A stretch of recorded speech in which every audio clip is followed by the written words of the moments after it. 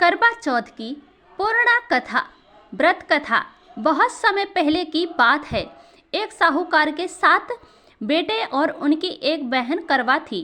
सभी सातों भाई अपनी बहन से बहुत प्यार करते थे, वहाँ तक कि वह पहले उसे खाना खिलाते और बाद में इसमें खाते थे। एक बार उनकी बहन ससुराल से मायके आई हुई थी।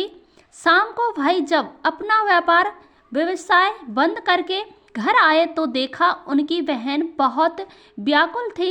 सभी भाई खाना खाने लगे बैठे और अपनी बहन से भी खाने का आग्रह करने लगे, लेकिन बहन ने बताया कि उसका आज करवा चौथ का व्रत है, वह निर्जला अर्घ देकर ही खा सकती है, क्योंकि चंद्रमा अभी तक नहीं निकला है, इसीलिए वह भूख से प्यास से व्याकुल है।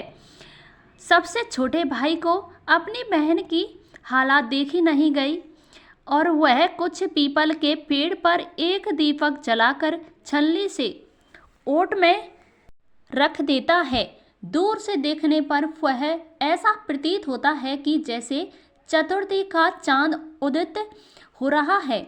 उसके बाद भाई अपनी बहन से बताता है कि चांद निकल आया है, तुम उसे अर्घ देने के बाद भोजन कर सकती हो। बहन खुशी के मारे सीढ़ियों पर चढ़कर चांद को देखते हैं, उसे अर्घ देकर खाना खाने बैठ जाती है। वह पहला टुकड़ा मुंह में डालती है तो उसे छींक आ जाती है, दूसरा टुकड़ा डालती है तो उसे बाल निकल आता है और वह तीसरा टुकड़ा डालने की कोशिश करती है तो उसके पति की मृत्यु का समाचार उसे मिलता है। वह बौखला जाती है। उसके भाभी उसे सच्चाई से अवगत कराती है कि उसके साथ ऐसा क्यों हुआ।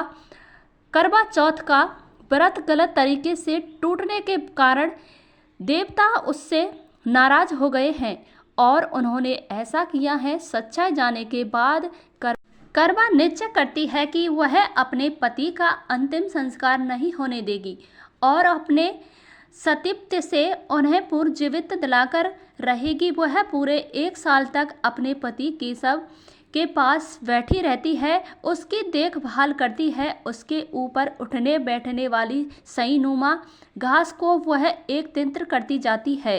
1 साल बाद फिर करवा चौथ का दिन आता है। उसके सभी भाभियाँ करवा चौथ का व्रत रखती हैं। जब भाभियाँ उससे आशीर्वाद लेने जाती हैं तो वह प्रत्येक भाभी से यम सुई ले लो, पिए सुई दे दो, मुझे भी अपने जैसी सुहागिन बना दो, ऐसा आग्रह करती है। लेकिन हर बार भाभी उसे अगली भाभी से आग्रह करने का कह चली जाती हैं। इस प्रकार जब 6 नंबर की भाभी आती है तो करवा उससे भी यही बात दोहराती है। यह भाभी उसे बताती है कि चूंकि सबसे छोटे पाहे की वजह से उसका व्रत टूटा था, अंत उसकी पत्नी ही भक्ति है कि वह तुम्हारे पति को दोबारा जीवित करा सकती है, इसीलिए जब वह आई तो तुम उसे पकड़ लेना और जब वह तुम्हारे पति को जिंदा देकर दे तो उसे नहीं छोड़ना, ऐसा कहकर वह चली जाती है। सबसे अंत में छोटी भाभी आती है। करवा उनसे भी सुहागिन बनने का आग्रह करती है, लेकिन वह टालम टोली करने लगती है। इसे देखकर करवा उसे जोर जोर से पकड़ लेती है और अपने सुहाग की जिंदा करने के लिए कहती है।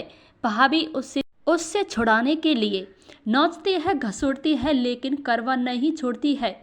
अंत में अपनी तपस्या को देख भाभी पसीज जाती है और अपनी छोटी अंगुली को चीरकर उसमें से अमृत उसके पति के मुंह में डाल देती है। करवा का पति तुरंत श्री गणेश श्री प्रभु कृपा से उसकी छोटी भाभी की माध्यम से करवा को अपना सुहाग वापस मिल जाता है। हे श्री गणेश माँ गौरी, जिस प्रकार करवा को चिर सुहाग का वरदान आपसे मिला है, वैसे ही सब सुहागनों को मिले। मेरी माता बहन भाई बंधुओं, आपको ये कथा कैसी लगी? अच्छी लगी हो तो देखो एक लाइक अवश्य करना और आप चैनल को सब्सक्राइब नहीं करते हैं, प्लीज़ आपसे यही रिक्वेस्ट है मेरी, इस चैनल को आप सब्सक्राइब कर लीजिए। आपका कोई भी पैसा नहीं लगता है सब्सक्राइब करने में।